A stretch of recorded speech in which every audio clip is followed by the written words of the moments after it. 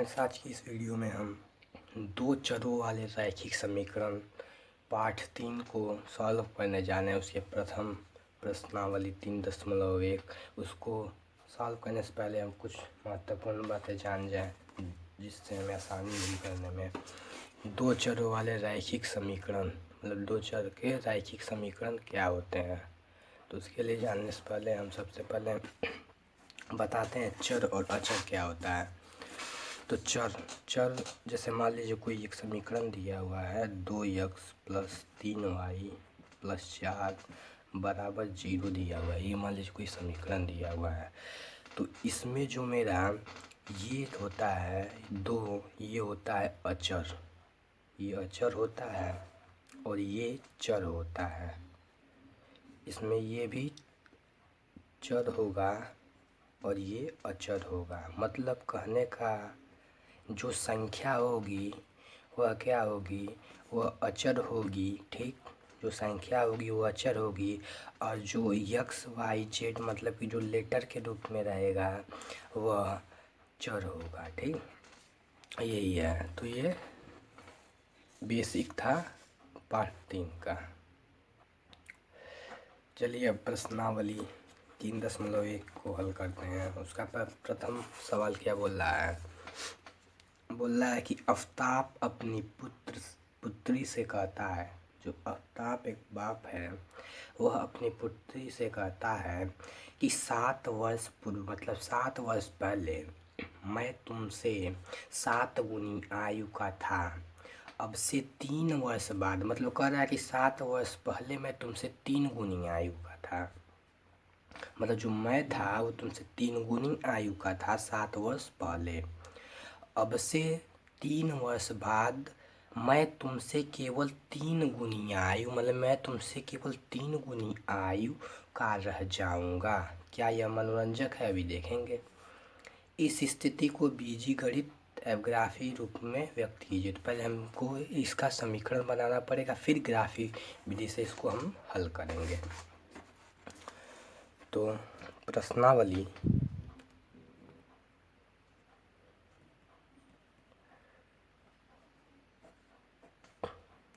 3.1 आफ्ताब कहता है अपनी पुत्री से कि मैं तुमसे साथ, तो इसका मान लेंगे हम आफ्ताब का आयु। तो मानेंगे आफ्ताब का वर्तमान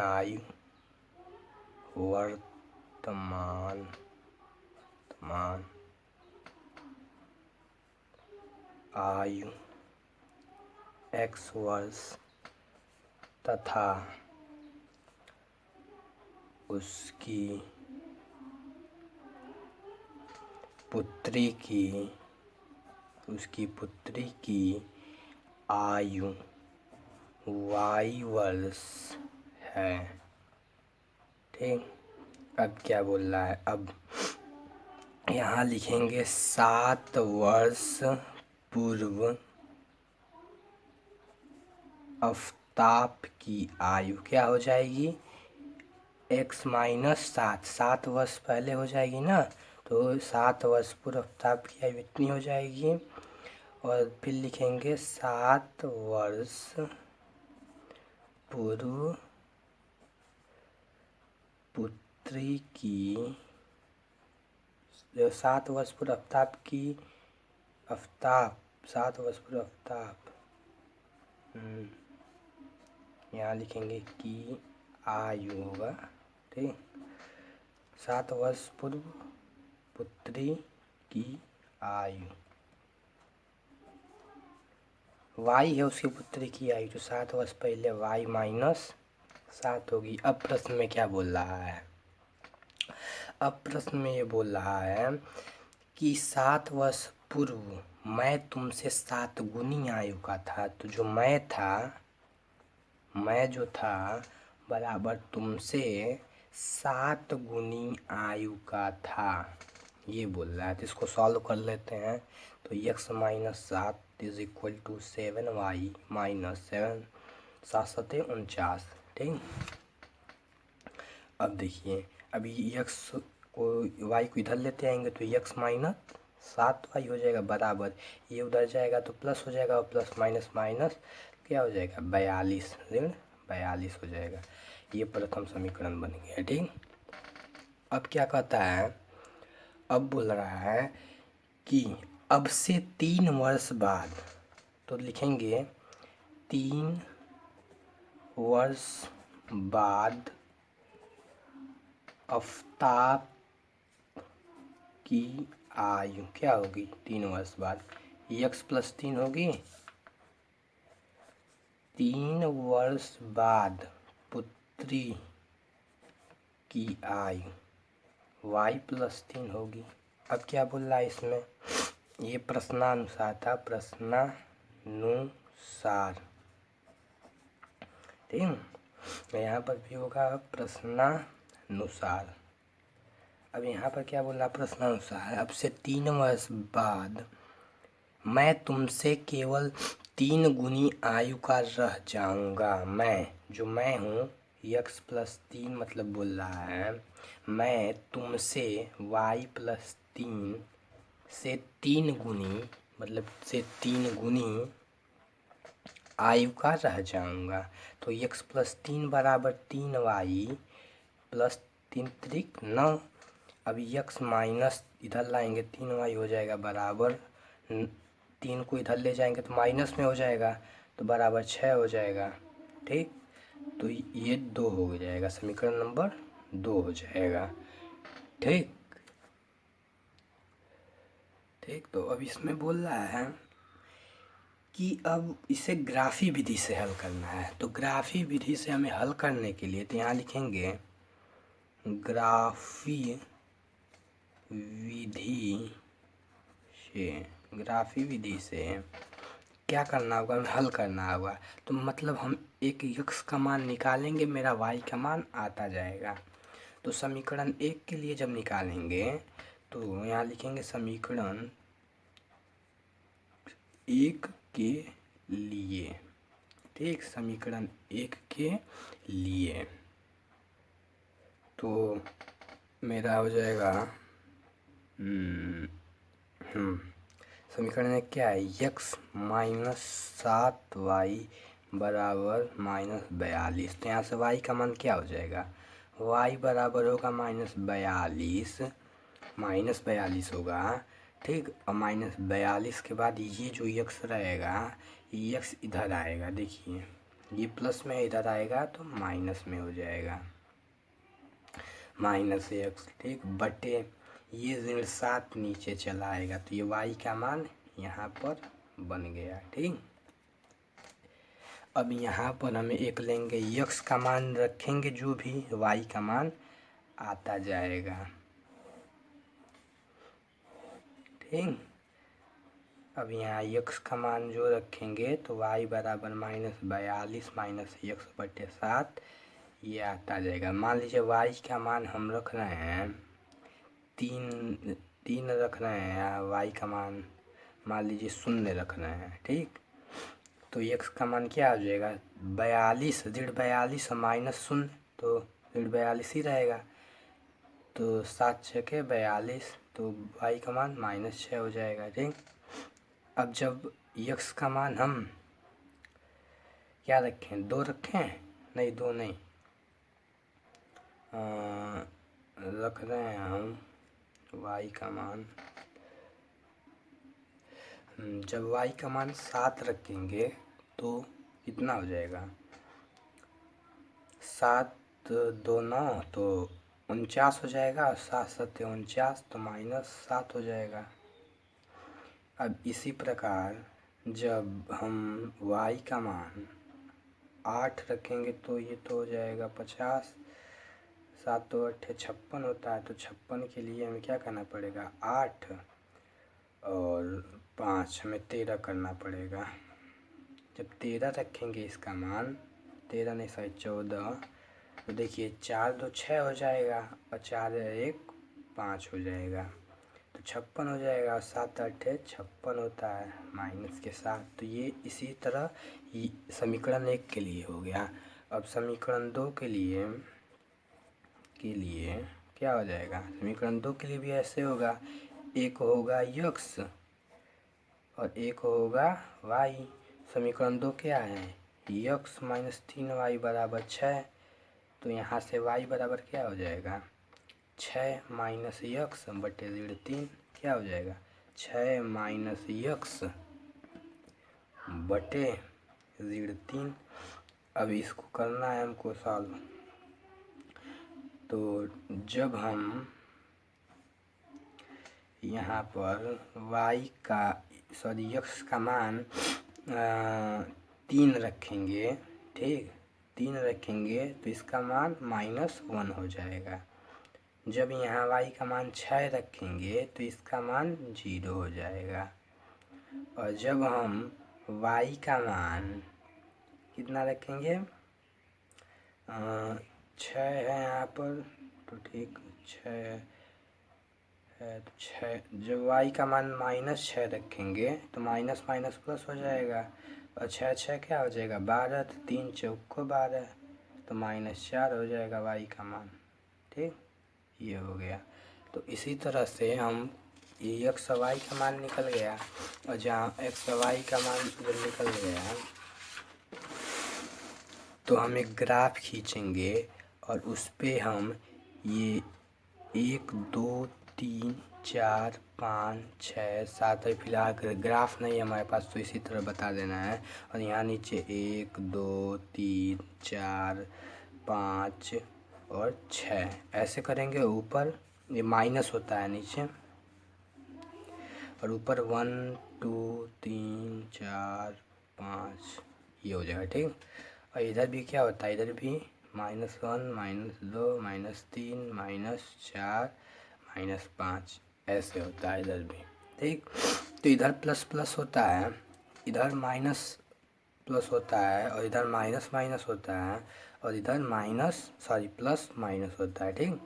तो अब देखिए हमारा जो आया है यहाँ पर समीकरण, यहाँ देखिए समीकरण 1 के लिए जब यक्स हम 0 रखे हैं, यहाँ 0 होता है, जब यक्स हम 0 रखे हैं तो y का मान -6 आया है। तो -6 मतलब किधर, प्लस और माइनस, तो प्लस और माइनस किधर है, इधर है, तो ये -6 यहाँ पर आया है, ठीक। तो ये 0 और 6 हो गया, ठीक। जब y का मान 7 रखे हैं, यहाँ जब 7 रखे हैं यक्स का मान, तो y का मान -7 हो गया है। तो -7 मतलब कि यहाँ पर एक और बढ़ेगा, तो यहाँ -7 हो गया, माने यहाँ पर हो गया है 7 और -7 हो गया है। और जब हम x का मान 14 लिए हैं, माने यहाँ आगे और बढ़ाएंगे, x का मान जब हम लोग 14 लिए हैं तो जो y का मान आया है वो -8 आया है, मतलब यहाँ पर आया है 14 -8। अब इसी प्रकार समीकरण 2 के लिए जब x का मान 3 लिए हैं तो y का मान कितना आया है, -1 आया है यहाँ पर, 3 और -1। x का मान जब 6 लिए हैं तो y का मान 0, माने 6 0 यहाँ पर आया है। जब x का मान -6 लिए हैं, मतलब आगे -6 लिए हैं, तो इसका मान आया है हमारा -4, मतलब यहाँ पर आया है, यहाँ पर -6 और -4 इतना आया है।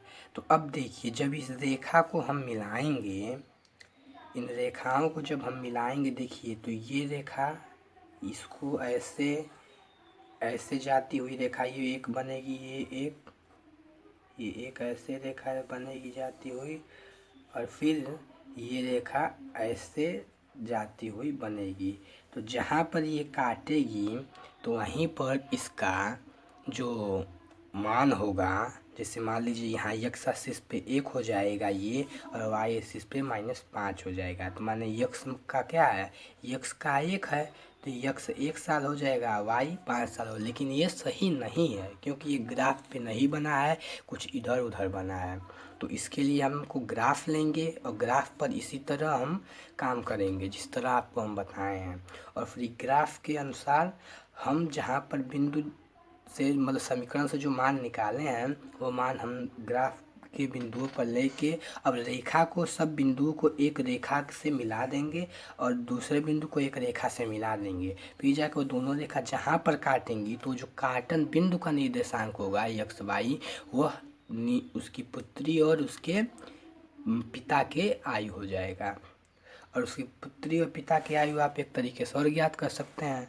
जैसे मान लीजिए एक्स माइनस 3y बराबर 6 दिया हुआ है और की वायु कितना दिया हुआ है, और ये दूसरा समीकरण दिया हुआ है और पहला समीकरण x माइनस 7y बराबर 42 दिया हुआ है। ठीक, ये दिया हुआ है।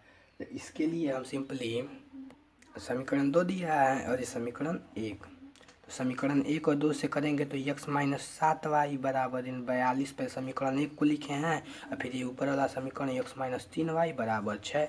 और जब इसे घटाएंगे तो ये चिन्ह चेंज हो जाएगा। ठीक, चिन्ह चेंज हो जाएगा तो ये कट जाएगा और ये प्लस माइनस माइनस के 4y हो जाएगा, ये माइनस के 48 हो जाएगा। ठीक, जुड़ जाएगा, माइनस से माइनस कट जाएगा, 4 के 4, 4 दूनी 8 माने y बराबर 12। तो माने जो उसके पापा की आयु होगी तो उसकी जो वर्तमान आयु होगी इतना होगी, इतना वर्ष, और यक्स बराबर हो जाएगा, यक्स बराबर कितना है, यक्स बराबर देखिए 12 को जब इसमें समीकरण 1 में रखेंगे तो हो जाएगा 12 से 84, तो 84 जब इधर आएगा तो धन में हो जाएगा और फिर 84 में से जब हम 42 को घटाएंगे तो हो जाएगा 2 और 8 में 4 गया 4, तो इसकी जो आयु हो जाएगी वह हो जाएगी 42 वर्ष। गलत हो रहा है थोड़ा, 1 मिनट।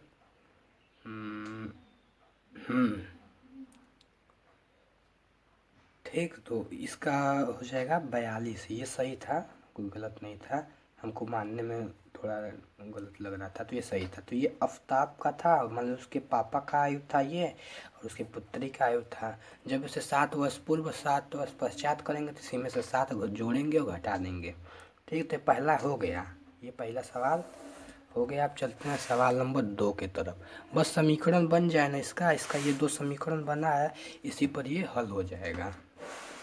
अब सवाल नंबर 2 क्या कहता है क्रिकेट टीम के एक कोच ने इतना रुपए में 3 बल्ले 6 गेंद, बाद में उससे एक बल्ला तथा उसी प्रकार की 3 गेंदें 1300 रुपये में खरीदी। इस स्थिति को बीजगणितीय तथा ज्यामितीय रूपों में व्यक्त कीजिए। अब इसको फिर हम ग्राफी रूपों में व्यक्त करना पड़ेगा। तो अब क्रिकेट टीम के कोच ने 3 बल्ले और 6 गेंदें खरीदी, तो यहाँ पर तुरंत हम मान लेंगे कि माना एक गेंद x रुपए की खरीदी तथा एक बल्ला पहले बोला ना, तो एक बल्ला x रुपए का तथा एक गेंद y रुपए की खरीदी। ठीक, तो प्रश्नानुसार प्रथम स्थिति के अनुसार प्रथम प्रश्नानुसार क्या बोल रहा है कि उसने 3 बल्ले और 6 गेंदें खरीदी, मैंने 3x प्लस 6y बराबर रुपया 1300 में खरीदा। अरे 1300 में 3900 पहला समीकरण बन गया। अब द्वितीय प्रश्नानुसार क्या बोल रहा है, द्वितीय प्रश्नानुसार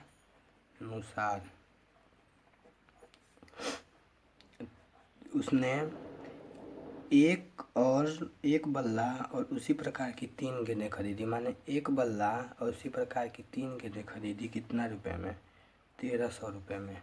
ये समीकरण 2 हो गया। तो समीकरण 1 और 2 को हल कर देंगे तो ये एक्स वाई का मान आ जाएगा। चलिए सवाल नंबर 3 की तरफ बढ़ते हैं। 2 केजी सेब और 1 केजी अंगूर का मूल्य किसी दिन इतना था, 1 महीने बाद उसका 4 केजी सेब और 2 केजी अंगूर का मूल्य इतना हो जाता है। दोनों स्थिति को बीजगणित ज्यामितीय रूप में व्यक्त कीजिए।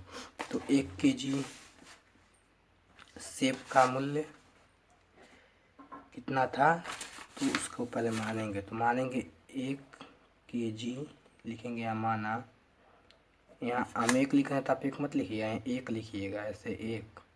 माना 1 kg सेब का मूल्य ₹x तथा 1 kg अंगूर का मूल्य ₹y है। तो प्रश्नानुसार क्या बोला है, 2 kg सेब माने 2x और 1 kg अंगूर माने y बराबर 160 रुपये का है फर्स्ट समीकरण। और फिर बोला 4 kg सेब माने 4x प्लस 2 kg अंगूर माने 2y बराबर 300 रुपये का है। ये देखिए मैंने कुछ भी लिखा हूँ, सवाल में खुद बोला है कि 2 kg सेब, तो सेब को मैंने x माना है तो 2 kg सेब है। 1 kg अंगूर है तो 1 kg अंगूर माने y माने हैं अंगूर को, तो y हो गया बराबर 160 रुपये का है तो 160 रुपये कर दिए हैं। फिर उसी तरह 4 kg सेब और 2 kg अंगूर है तो उसका मूल्य 300 है। तो ये समीकरण नंबर 2 हो गया। फिर इस समीकरण को सॉल्व कर देंगे तो मेरा x और y का मान आ जाएगा। थैंक्स फॉर वॉचिंग वीडियो, इसके लिए एक लाइक दीजिएगा। धन्यवाद।